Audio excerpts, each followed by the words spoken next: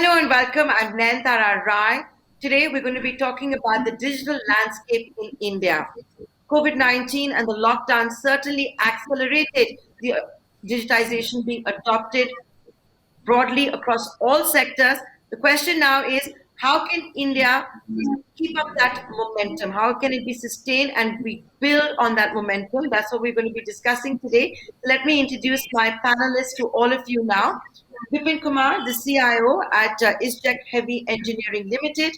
We're also being joined by Vivek Gupta, the head of security practice at Hitachi Systems. Seema Gaur, the head of IT at IFCO Tokyo General Insurance. We're also being joined by Venkatesh Sarvasiddhi, the senior head for digital skills, innovation, partnerships, and CSR at the NSDC under the Ministry of Skill Development and Entrepreneurship. I'd like to invite all my panelists and thank them for taking this time out. Let me begin with you, Mr. Kumar. Uh, the next big thing, we've already seen so much happening. The next big thing that India is waiting for is 5G, when we're going to have all our devices, all of our machines connected, Internet of Things. There's already this talk that India must not miss that 5G bus. Kumar, if you can tell us from a manufacturing perspective how you have managed to, adopt more digital practices and how that can be built till we have 5G. Yeah, I think. Thank you so much. So what I think is that 5G, as we all are very excited about, it has got connotations which will impact the entire economy. Manufacturing be just one of them. Now, if you look at from the manufacturing perspective, manufacturing over the last maybe half a decade has gone a sea change. Today, when manufacturing used to be a standalone, today we are talking about smart devices which are highly connected, which give higher level of performance, where the maintenance part becomes that much easier. So all these things they actually require a lot of data transmission between the product and the backend systems. And connectivity, though India has got rolled out your 3G, 4G networks, but today also if you see the speed is a constraint. I mean the speed at which data is today getting transmitted, and then at the same time we also find that there are pockets where blackout happens of data. So I think 5G is what the industry is looking at. You talk about shop floor automation, you talk about connected products, you talk about connected supply chains. So all these things, if it has to happen in a very seamless manner, it's the 5G what we are waiting for. Oh, absolutely. The entire country is waiting for 5G, isn't it? We have to be ahead of the curve. If I can come across to Mr. Gupta now. Mr. Gupta, of course, Hitachi is synonymous with digitization. Do you want to share with us the experience of Hitachi during the lockdown? What exactly the kind of push that we saw by Hitachi and going forward, what we can expect? Thank you, Nantara. As you said, lockdown, right?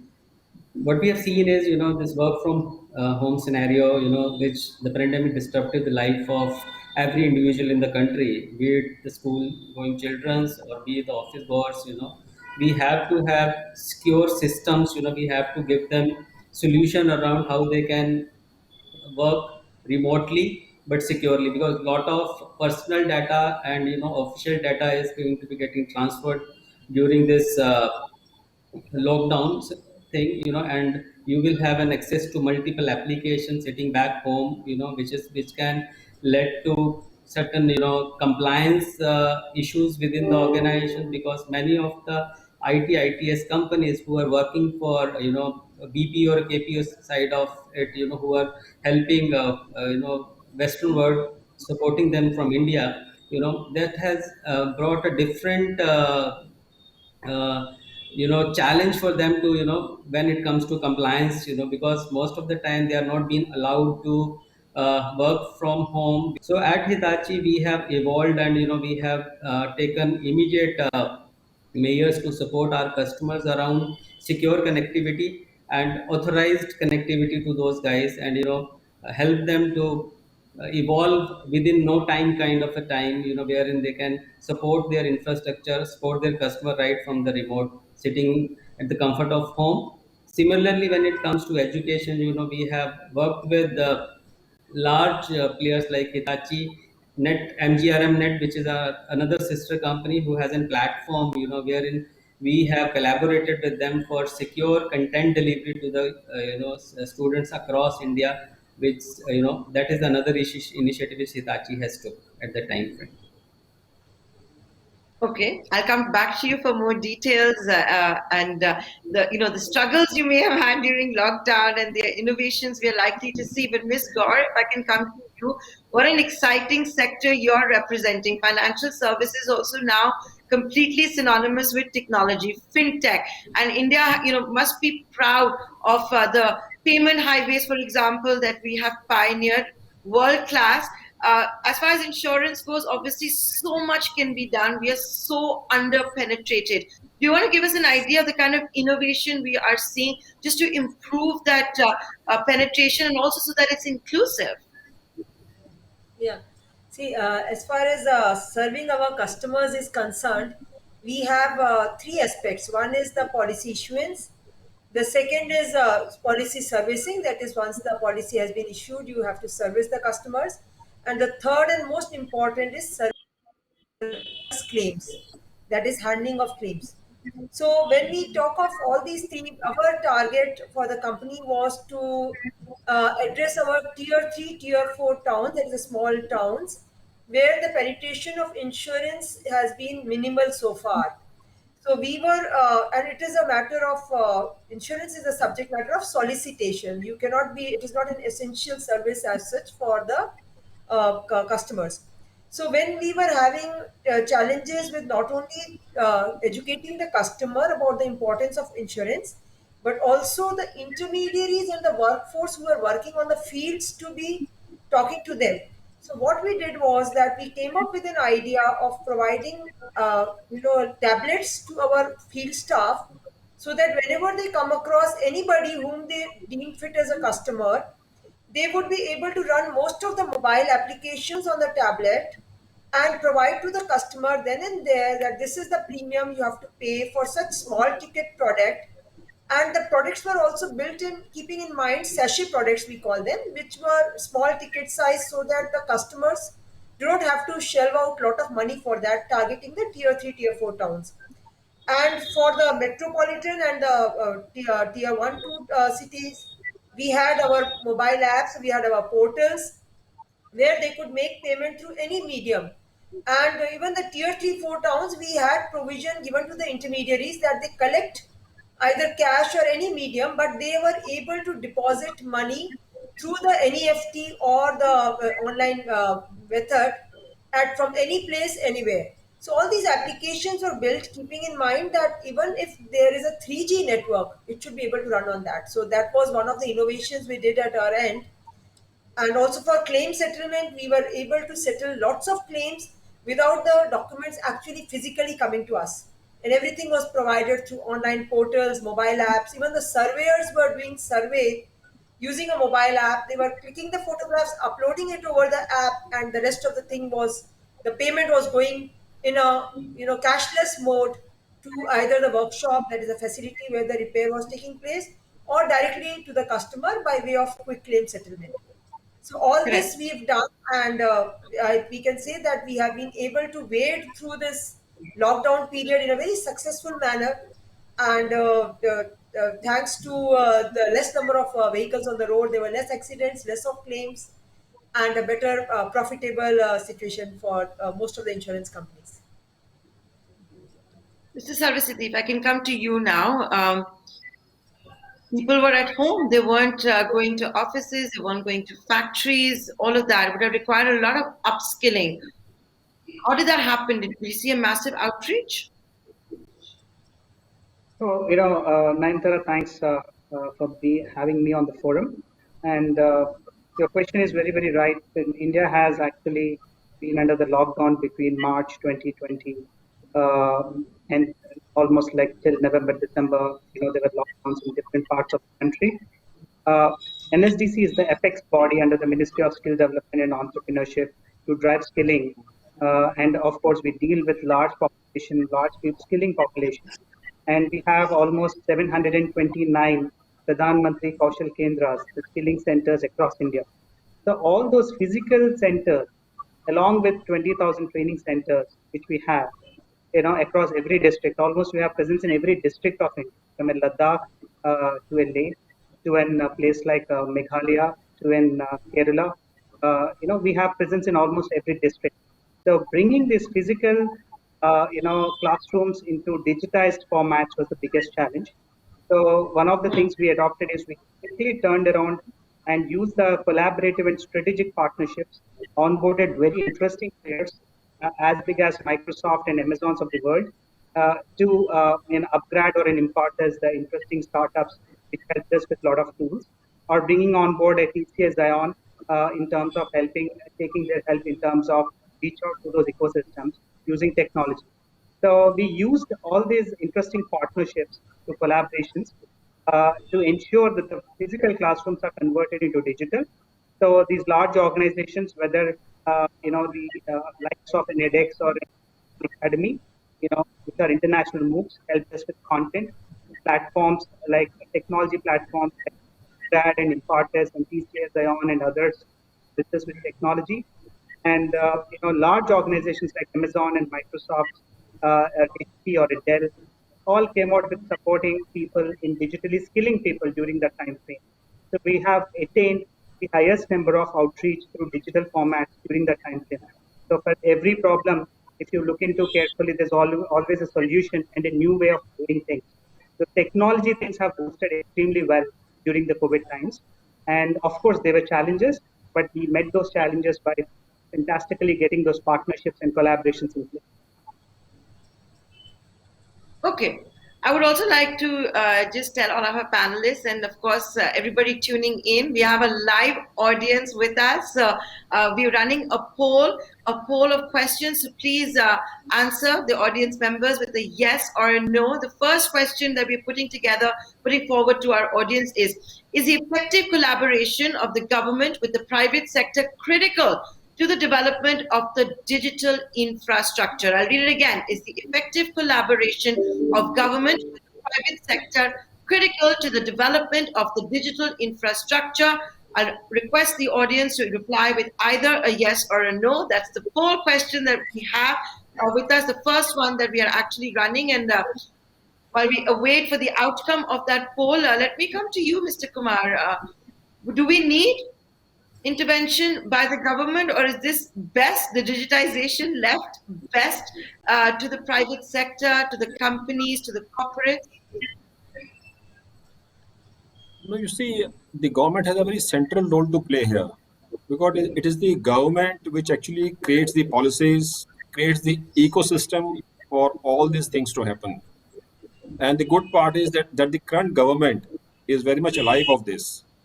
Now, see, if you see the rollout of infrastructure, India is a big country, and the kind of rollout you are in need of to make this digitization work across the nation, there's a huge capex requirement.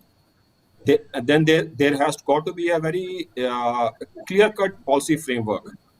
And no single entity, whether it is the government or the private sector, can do these things. Government has to set the tone to create those policy frameworks, give encouragement to the private investment, so that we can reach to the nook and corners of this great country, which is extremely vast.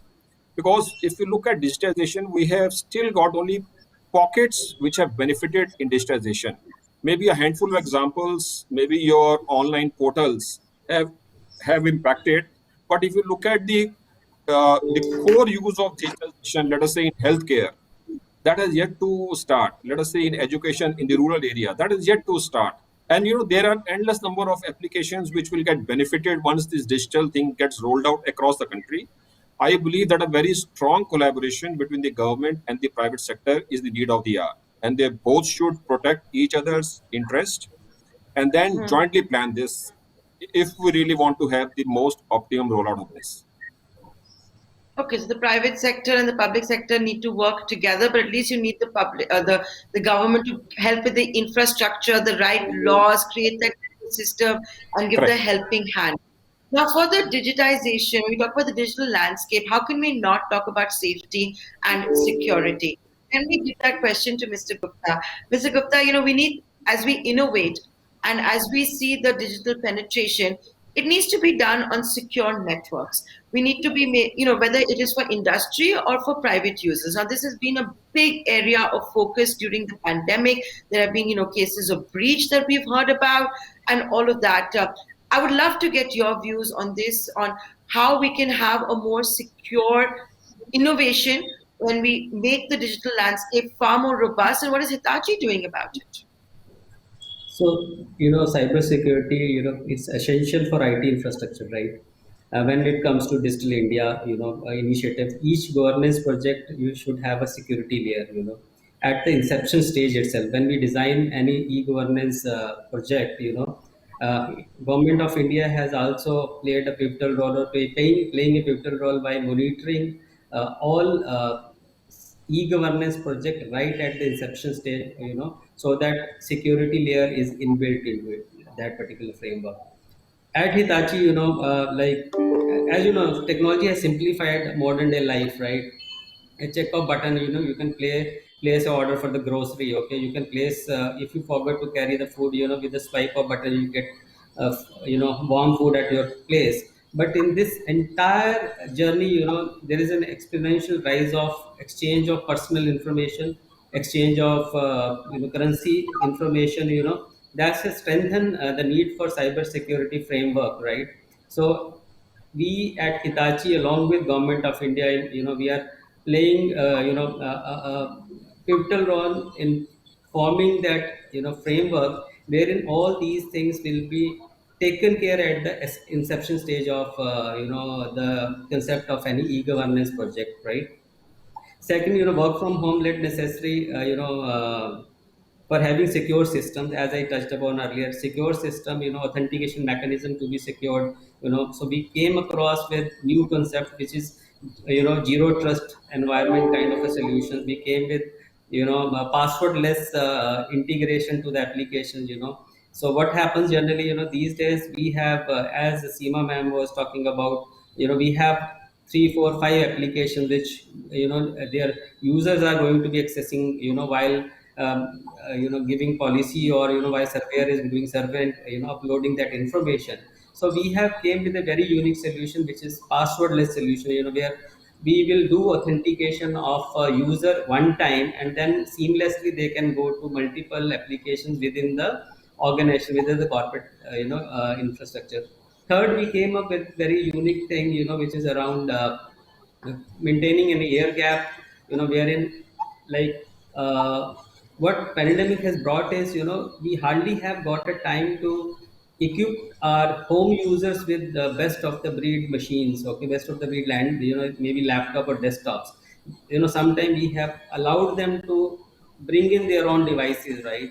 And those bring in all devices, we were having a challenge, whether they have been patched, whether their security has been taken care, and they are going to be connecting to the corporate network, okay, or the official network. They can bring malware, they can bring, anomalies, they can bring many things, so how to make it secure, while they are accessing those corporate applications or official applications, right, working from their own devices. So, we evolved with that time and brought in many such technologies, so can enable those users, bring on their own devices, and, help their organizations to, deliver seamless experience, which they are already doing while coming to offices.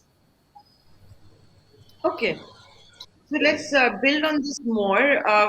Ms. Gaur, you also would have to make sure that there are very, very secure systems in place for fintech.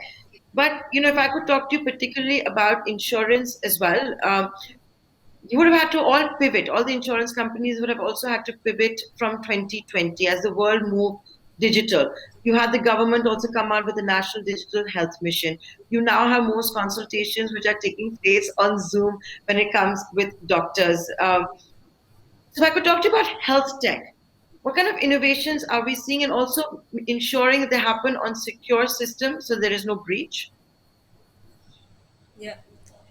See, as far as our portals are concerned, I agree with what Mr. Vipul Gupta was mentioning, that for portals and mobile apps and all, we have to ensure that the devices on which they are being operated, those are also protected. Because and we have a secured layer by SSL layer. I'm going slightly technical. So SSL embedding of all the portals, URLs that are accessed.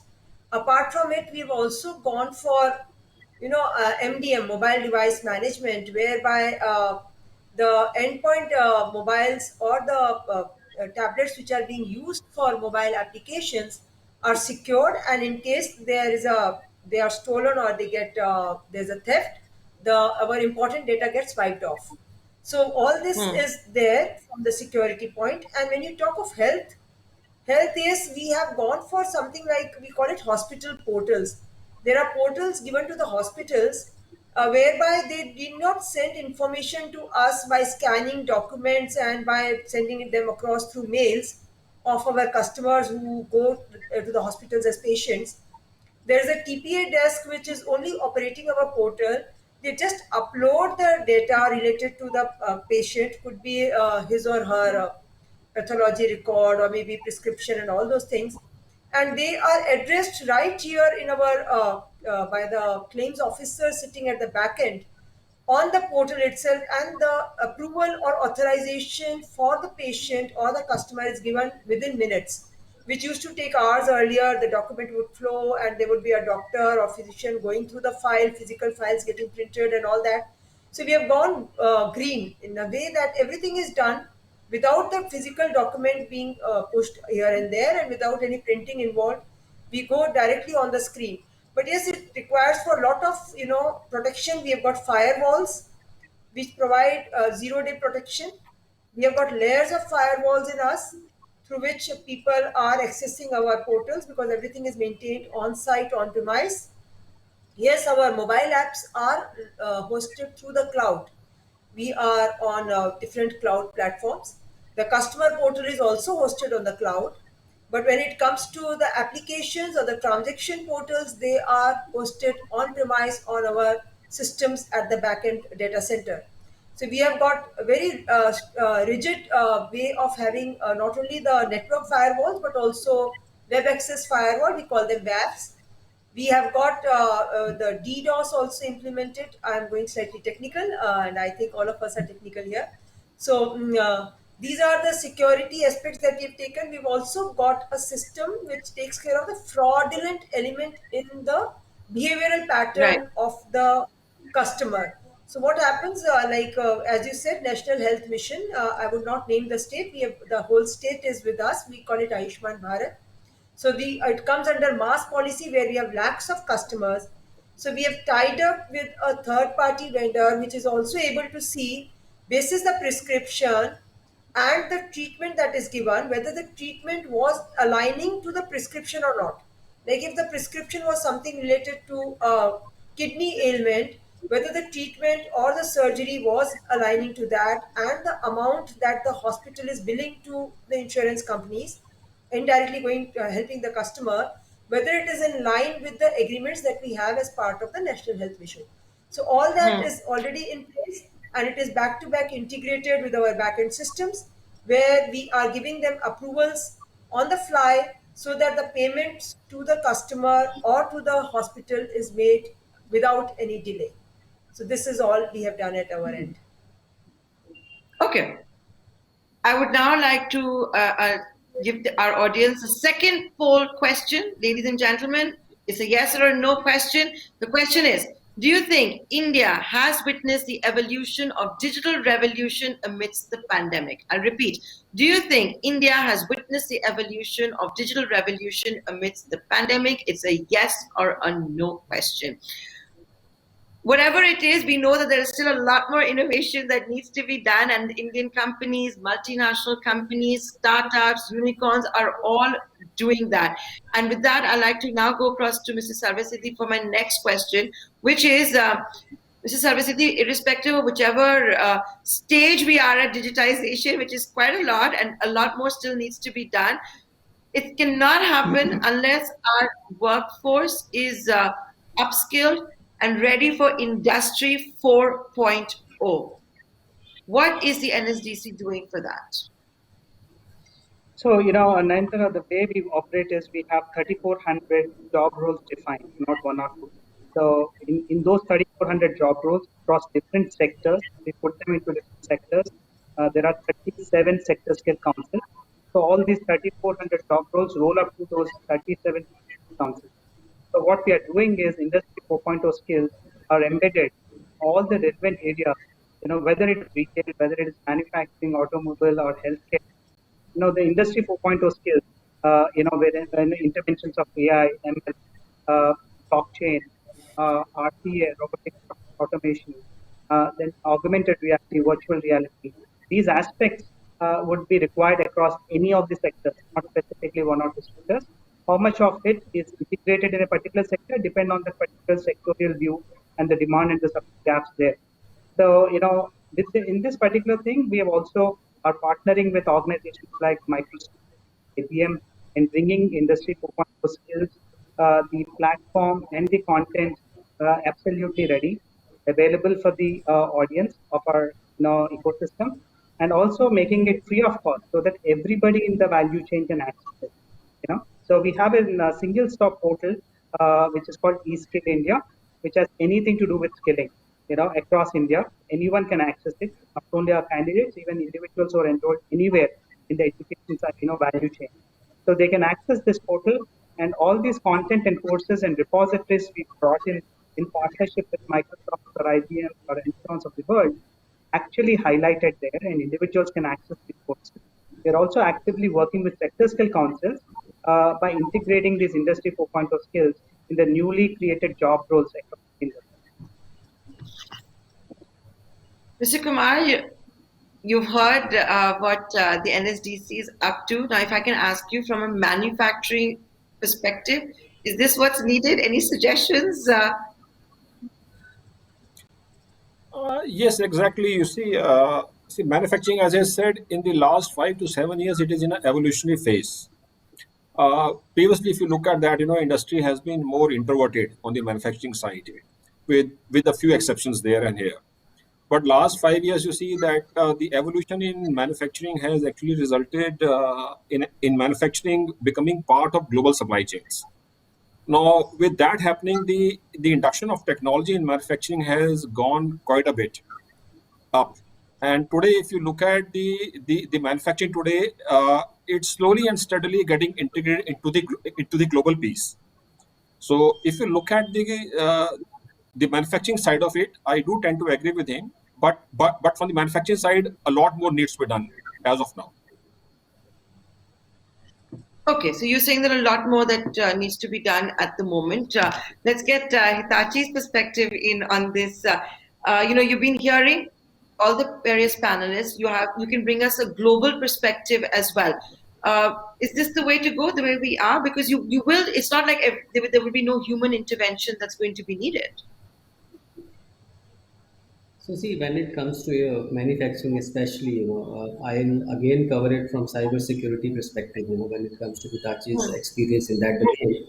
So as we are bringing a lot of automation into our manufacturing, we are highly going through a CNC kind of environment where our processes are being taken care by machines. So what we have seen is with the more digitizations is coming into manufacturing, so there is lot of threats are evolving around our traditional manufacturing systems, like IoT has brought into the systems to do manufacturing, wherein what happened with automation and IoT brought into manufacturing, there a lot of challenges has came in term of cyber security threats.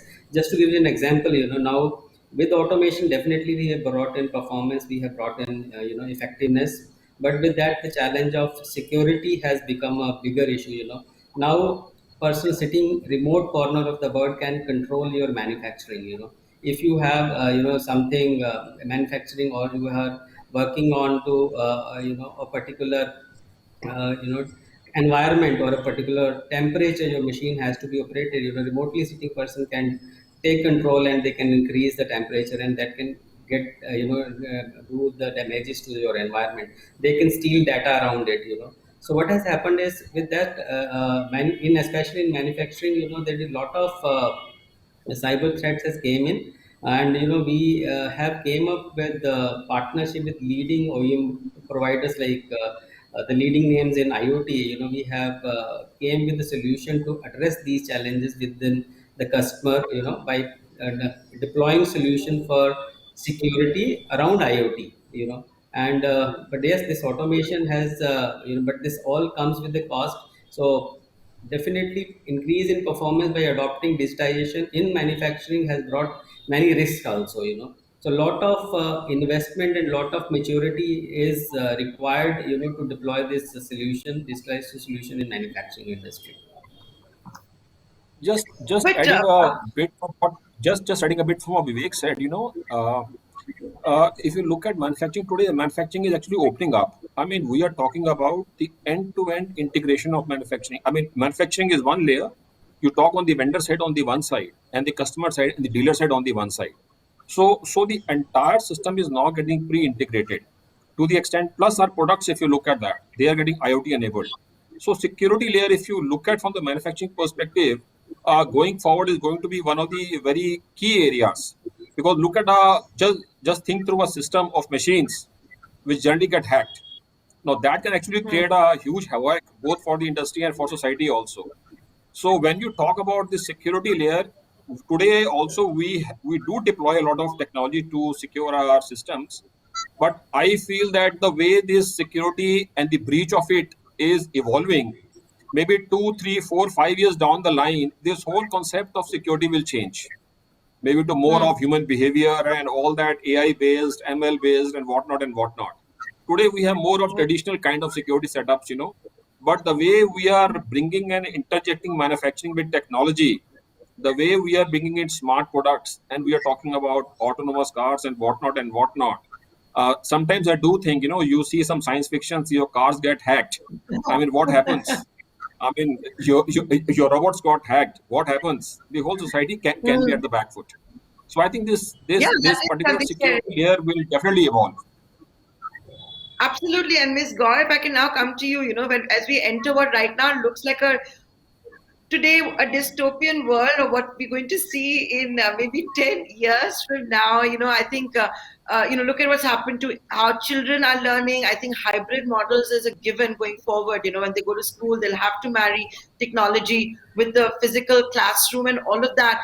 But do you think our insurance companies are also going to innovate? I've discussed security with you, but as we spend more time at home, as we travel less, and all of that, we've not seen that kind of innovation come out from the insurance companies. Only a matter of time. Yeah, see, to reach out to customers, that is, when they are at home, reaching out to customers. So there are various modern ways of branding. Like we are going for social media branding. We advertise more, or we are tend to be more visible on the Facebook, the LinkedIn, the Instagram, and all that. So that the days are gone when there used to be hoardings and banners telling you about the insurance product and what to go for. And we tend to be more on the virtual media, so that the reach to the customers increases. Apart from that, there is also something like lead tracking or lead management, where we tend to get the maximum leads, and through our telecalling and by sending SMS, staying connected with the customers, cross selling, upselling through SMS, through WhatsApp. Now we've gone for something like WhatsApp bot. So any customer could just dial in a number and the WhatsApp through the WhatsApp, and then chat with the virtual assistant through the chat bot, that is we call as WhatsApp bot. So we are able to answer the queries of customers sitting at their home, and whatever frequently asked questions that they may be having about the insurance product, or the servicing that they require, or the claims status, or to inquire about the renewal of their policies. All that is available through the non-traditional means today. And apart from that, we have given them an option, like if you want to go green, you need not ask for a policy copy to be available in a physical form. Gone are the days when we used to keep a copy of the insurance cover in our dashboard or the vehicle where it was we were riding on the road. Today government has come up with DigiLocker, So we are also available, visible on the DigiLocker.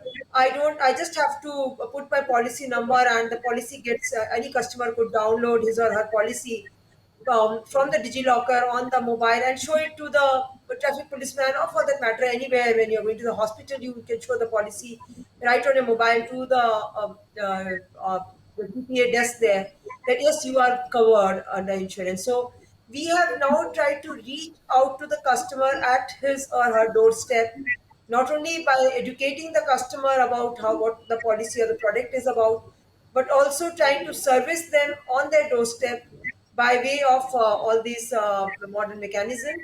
We have also made use of AI and ML to ensure that whatever document is being uploaded, we extract meaningful information from that document. We could extract the Aadhaar card number and store it in our say the KYC records of the government. They have CKYC and all that. Right. We could extract meaningful information from the invoices that are being uploaded by the customer. Say he's a patient in the hospital, or there's an invoice for a vehicle repair from the workshop.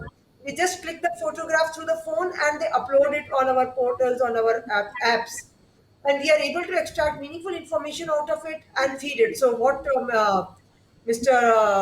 Kumar was mentioning, we are also going for robotic process automation. And through the robotic process automation, we are able to settle the claims of our customers very quickly. And this has resulted in reduction of TAT. And we've made use of AI in the process Mm. of the robotic process automation. So that is how we are reaching out to customers while they are sitting at their homes in their comforts. So Okay. Niyantara, With that, just to add, Niyantara, just I want to add this, which Gaur was talking about. So we are working on a very unique project with a large, automobile manufacturer in India, where we are bringing in, information to the insurance companies on with AI and ML built in, so that they can settle the premium as per the usage of the car, or as per the usage of how the behavior of the driver is, and then they can give a premium to that particular user. So say if he drives Yeah. very in a very nicer way, so it's maybe with the prescribed things, they can give particular premium to those customer as per the user behavior of driving those cars, right? So we are working with the with the project with the a large manufacturer, and we'll be coming with the database for all insurance companies, so they can use that information and they can build premium on the top of it for the consumers. and maybe going for Yes, yes. subscription when you're not taking your car out, you don't pay insurance, because that is also the future and what many insurance Yeah, companies are yeah. looking at. True, With that, true. I like Yes, to yes, that's announce. right. Yeah, yeah. With that, I'd like to announce the third question for our poll today. It's again a yes or no question, ladies and gentlemen.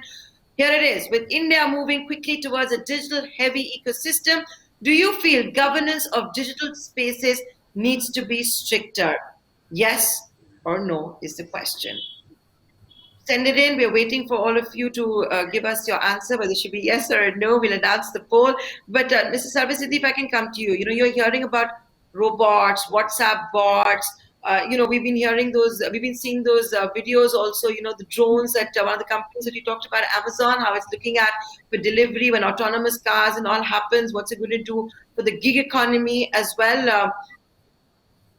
Is the NSDC well prepared for that? Because that will also all impact the gig economy. It may not do so now, but it will 10 years from now. Of course, yes, Nayanthara, because NSDC is prepared and NSDC is doing all the right efforts in terms of empowering the gig economy. I somehow believe, and that's what, when you look at the World Economic Forum data or how some of the research, the next 5 to 10 years would be a drastic shift in terms of even individuals working with organizations. So in COVID times, we have seen most of us operating from homes wherever you are, and still you're able to drive the workloads. In the coming 5 years, I don't think individuals would be working with one single organization. Things will change because majority of the economy would love to operate for different companies at different scheduled intervals in different countries also. So because technology is enabling that kind of a change. So maybe the next generation or the millennials or the Gen Z population would love to work for three organizations simultaneously. Maybe they'll divide their workload. They'll be assessed on the workload or the metrics they meet rather than 9 to 5 kind of job roles, which traditionally have been there across the world. So that's number one. Second is, of course, they would avoid conflicting organizations. And when an ecosystem like this is built up, the HR has to completely relook at the ecosystem. So with COVID, a lot of HR has started redefining their rules, changing their workloads digitally, encouraging people to work from and operate. I think the next generation or the next decade belongs to gig economy. A lot of things will change. The gig economy evolves. Okay, there's something a lot to think about, right? How technology is going to disrupt how we think of our careers as well. You can't just have one career, you're going to have multiple careers, you're going to have to juggle multiple jobs in a day, be multifaceted. So food for thought there. And with that, we're completely out of time. So I'd like to thank all my panelists for joining us here on this very special edition of when we'll be discussing the digital landscape in India and how it's likely to evolve. My thanks, Sucheta. Thank you. Thank you. Thank you. Thank you.